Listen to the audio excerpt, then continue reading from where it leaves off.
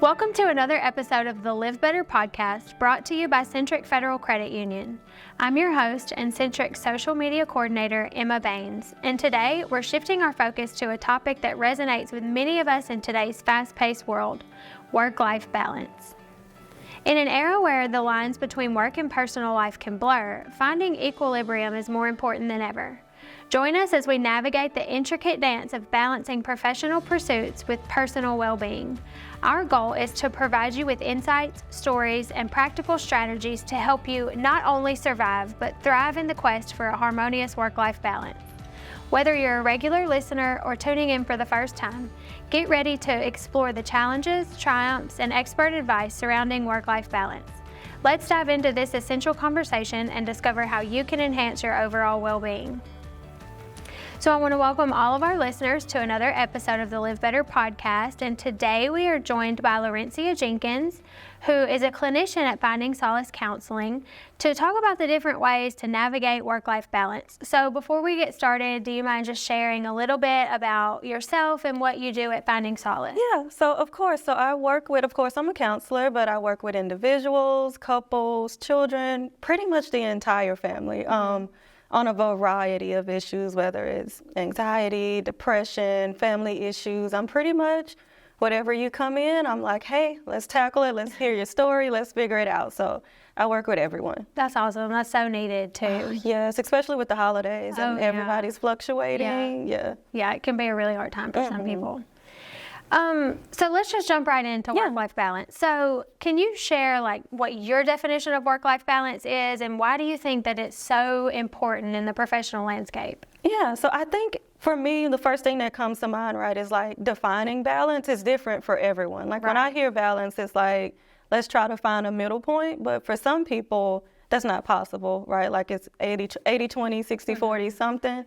So work-life balance for me is prioritizing first of all, and making sure that you're not overextending yourself here or there and burning out. So finding that perfect harmony to say, I've done what I could today at work, let me take that hat off, and I'm still present for family, friends, social life, whatever it might be. Right, and it can be kind of hard too, because you have to kind of compartmentalize things okay, my brain is in this space at work, and then you get in your car to leave and you kind of have to turn it off. Still, And it's hard for some people to, kind of go back and forth and juggle that. Yes, for sure. Yeah.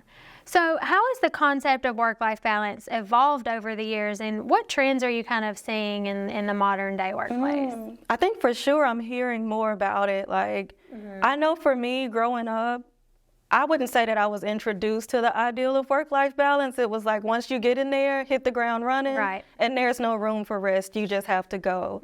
And so I think over the years, more doors and ideals have opened of okay, maybe we need to find balance. Right. Maybe we need rest, relaxation, a time to take a break and it be okay. And so I've been seeing more opportunities for work-life balance, right? Whether it's a work retreat or more employees that are open and able to speak to a supervisor and say, hey, I need some time. More people feeling it's okay to actually step out and say, I need something. Right. And it seems the last several years, it has really become a topic of discussion. Yes. And I feel when our parents were our age, it wasn't really like that. No. That wasn't something that you just went to work and you worked however many hours. And there was no option really for a lot of balance. So I think it's good that we're kind of coming to a place where we can say, okay, I need a minute. Yeah. Or I need a day. I need a mental health day. I need more balance. Exactly. And be free to, be able to say it. Yeah. So can you recount a personal experience where you maybe found it kind of challenging to balance your work and your personal life? Yes, I always laugh because I always call myself the self-care guru. But before that, I was very much so I have to get it done. Right. I'd be the person that's teaching, supervising, working. Yeah, I'll show up here. I'll do this. I'll do that. And so my personal experience was pretty much a little bit of all of that of maybe COVID or so. I was doing so much and I had to give myself permission to stop and breathe and say, it's okay to say no. It's okay to say, hey, I need a break. And so I think it sounds weird, but my personal experience comes from a span of my whole life where I've always been that kid that was we got to stay on it. We got to get it done. go, go, go. Mm-hmm. Yeah, for sure.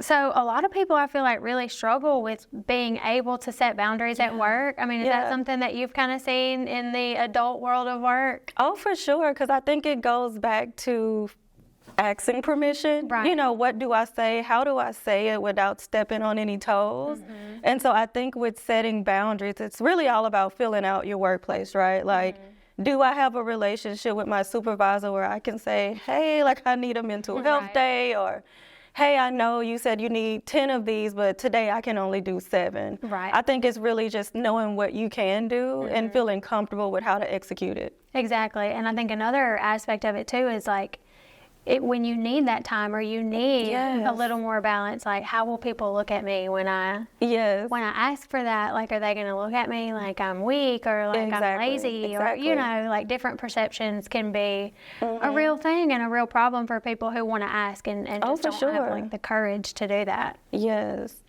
So that kind of leads us to the next question. What role do employers play in fostering a work environment that supports the work-life balance? Like, do you think there are policies that could make a significant impact? Yeah. I think one thing that I like to think about is, you know, when you go into a company and they give you core values, I think it's something that could be implemented within that, right? Of like unconditional positive regard. I know it's something for where I'm at, of like, you know, everyone's going through something, everyone has a story, and yet you still show up every day to work. So I have this regard for you of, how are you today? You know, what's going on? What do you need? So I think policy-wise, whether it's a check-in or even debriefing with some people who work traumatic jobs, right? Of what can we do for you after this? Is this a moment where bi-weekly, once a month, every couple months we check in and say, hey, what's needed? Or how are you? A non-work related conversation. How are you doing? Yeah. Right. Yeah, I like that. Like just the person, like not how are you at work today, but like how are you as a person today? Yes. Are you okay? And like you said, I think you mentioned earlier, knowing that it's okay to ask and answer, because I think we put on that work face of like, I'm here to work and that's it. But just a simple, how are you? Right. What do you need from us? Yeah. I mean, you never know how that can really just open the door. It can really. So how can employees communicate their work-life balance needs to their employers without fearing negative repercussions? So without I may or may not be retaliated against for this if I ask for this or if I express this need. I mean, how do you go about that? How do you navigate that? Yeah, I think the first thing that comes to mind for me is tone and approach. Yeah, I like that. How do I approach you and what do I say? Like, do I march in like, I can't take it anymore, I'm done? Or, hey, like this week has been really hard. Like, what can we do maybe today or next week so that I can reset? Right. I think also knowing your policies. Like, I've heard of people taking jobs and not knowing that they might have some paid time off, or they might have a little bitty clause that says, if you need it, you can be excused. So I think also knowing your work policy. And then within that, that's almost like plan B, right? If I go in and say I'm struggling, and they're like, no, you still have to come in. Right. Well, like I've read up about this. How can I implement this? What can we do? Yeah, I know what's available to you. Exactly. I think you're right. I think a lot of people don't. And I like what you said about tone too. So I think that plays a big role in like the energy in the room when you approach a situation like that. Like it all can kind of go back to the way that you say things. Exactly. And I think, you know, the calmer that you are and the more kind that you are, that it's well received. Your message will be received better, definitely. So in your opinion, what are the key components of a successful time management strategy, especially for people who have a really demanding professional life? So for me, I'd say awareness, expectations, and going back to boundary setting. So if you have an 8-hour workday, for an example, time management is I'm aware that I have 8 hours.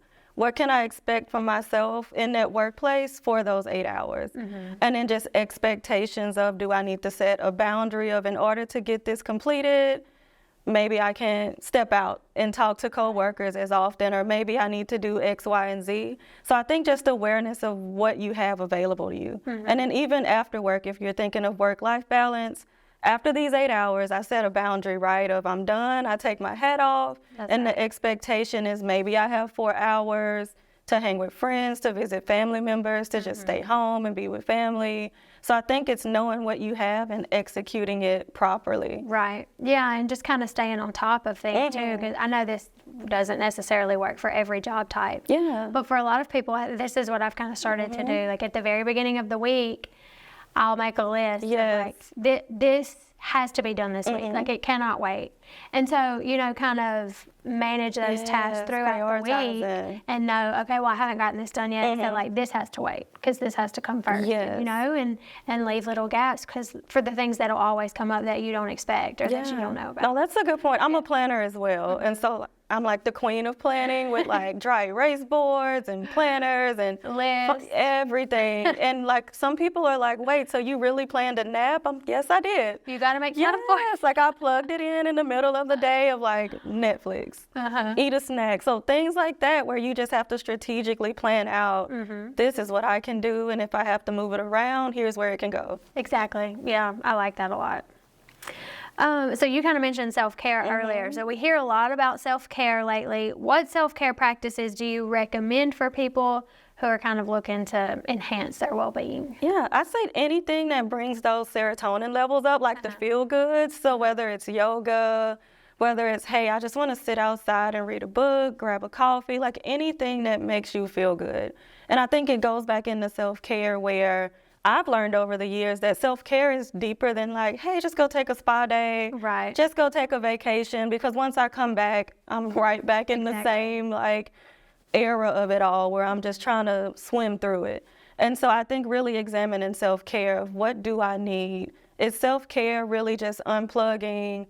I'm not online. I'm not accessible to anyone. If anyone calls, my emails are on vacation mode, do not disturb, something of that nature. So really diving into what does my body need? And then after that, now that I've given myself permission to take a break, do I insert yoga? Do I insert a walk in the park? Like anything that brings that person just peace and relaxation. Yeah, I like that a lot. And I mean, like you said, about scheduling an app. I mean, you have to make time for it or it won't happen. At all. I mean, you can always find ways to stay busy. And, you know, I think when you mentioned serotonin levels, I thought, you know, there are things like a vacation that temporarily make you happier and put you in a good spot, but you go right back and, you know, they can drop right down again. And so I think it's important to be consistent. Obviously, you can't take a vacation every week. But, you know, with the other things that you can do every week, I think you need to do them consistently. Exactly. Overall to, you know, maintain those serotonin levels like you were talking about. I think, you know, that's super important. We've talked about this before, about technology and being able to unplug. So it's got a lot of positive and negative impacts on work-life balance. So how can people leverage technology to enhance their productivity without sacrificing the personal time? Yeah, I think it could go back to planning, right? Of like if it's social media or technology time to just like wind down, I'm watching TikTok the past time, you could set yourself a time limit. I think also with technology, make it work for you. So I might as well endorse Apple at this point because I have every Apple product, but I make it work for me where whether it's the watch, it's the iPad, it's the whatever you might have, make it work for you where you can plan. Maybe everything's synced together. Maybe everything is letting you know, hey, take a break. We're going to shut down this app at this time, or we're going to give you 30 minutes to do X, Y, and Z. So I think really make it efficient of how to make your technology work for you. And if you dare, you can set a limit for an app on your phone so it will not let you go over. And you're like, you go turn that limit off, which you can do. But I mean, just to kind of discipline yourself, you know, I think there's a lot of ways that technology can make a lot of our jobs easier. I mean, probably pretty much every industry can be made a little easier with technology with the different websites and different software and apps and all of that. And it can be a source, you know, of relaxed time too, where you're just scrolling. But I think where you get in trouble is, you know, when you're when you're 4 hours deep in the scroll. It's like 6 hours later, and now it's 1 in the morning. And now you're already tired tomorrow. Exactly. So are there any signs or indicators when people are burning out? I know that's a word that a lot of people use, like your burnout, teacher burnout, whatever kind of burnout. That's one I hear a lot. But what are some ways to prevent burnout before it takes over? Yeah, I think going to just noticing the signs of if I'm easily irritated, if I wake up and I'm still tired, if depression, anxiety, any type of triggers that's not normally your norm, right? If I wake up and I pull into work's parking lot and I'm automatically shaking, I don't want to go in, what's going on? Are you burnt out and you're at 0%, but I'm here type of thing? Right. And so I think knowing what burnout looks for you, or what it looks like for you, right? Because I know for some people, burnout is there, but it doesn't kick in until maybe 3 years later, and it's like, everything, it feels like it's crashing, right? But it's already been there. So I think noticing when your body is tired and what can you do to prevent it, I think is knowing your signs and triggers, right? If the first moment that I notice I'm burnt out, I go ahead and look at my schedule and say, well, maybe not today. I can't just uproot and leave. But in the next 7 days, what does my schedule look like where maybe I can leave 3 hours early?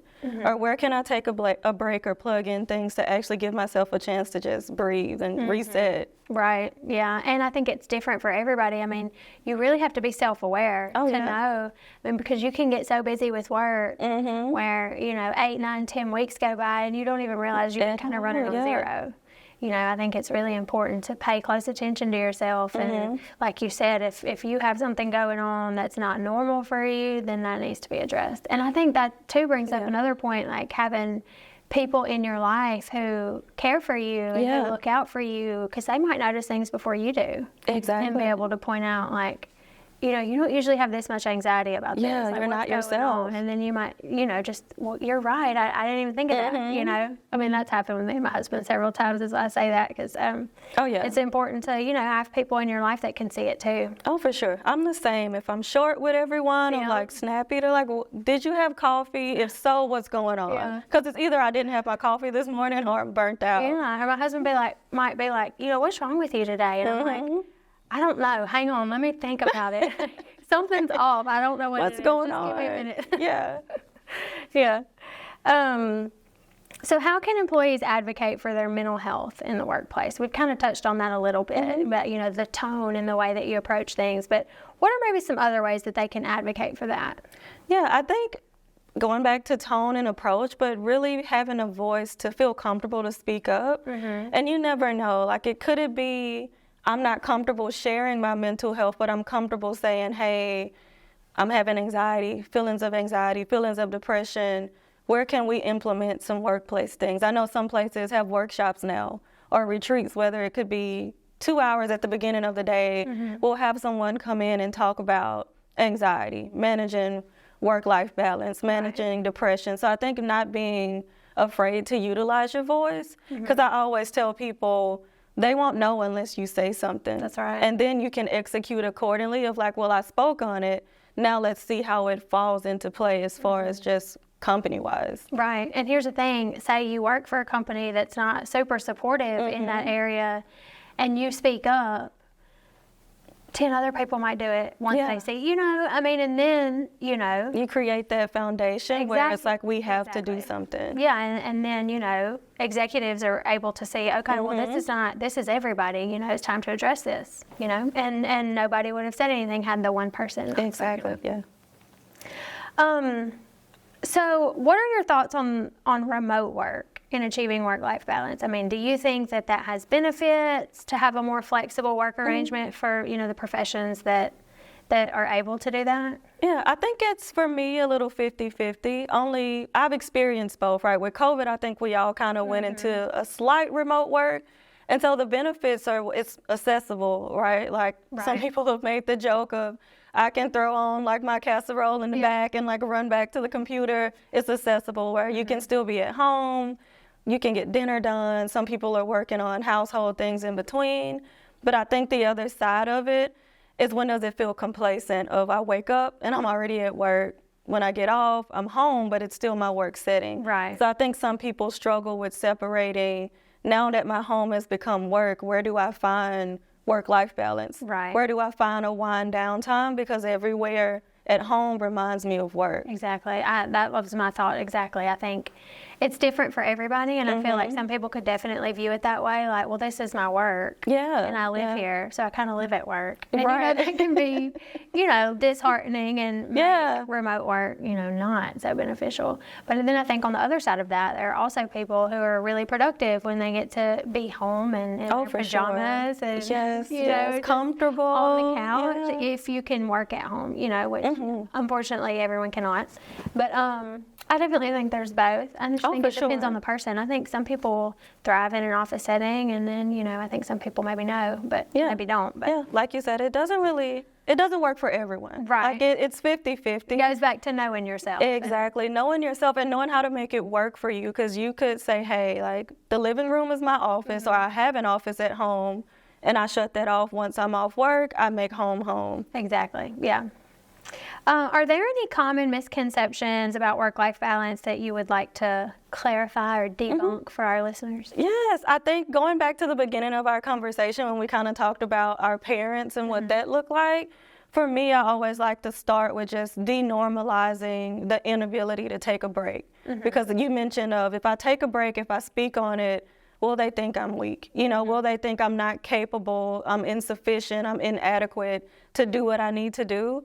And so for me, I always like to denormalize maybe what that meant in the past. Right. And saying it's okay to take a break. It's okay to take a step back and say, if you want the best me that I can be, whether it's at work or at home, I have to take a step back and give to myself. And so I always like to let people know it's okay to say no. It's okay to take a break. It's just how you execute it. Step back from it and then reprioritize around it.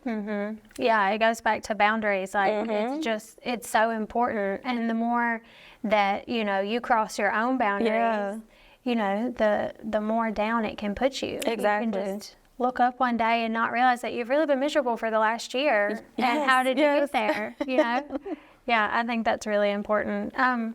Before we wrap up, is there anything you wanted to add? Anything that maybe we didn't touch on? Yeah, I think going back to just knowing yourself, right? So going back to just denormalizing and pausing and taking a break, I think really encouraging people to know yourself.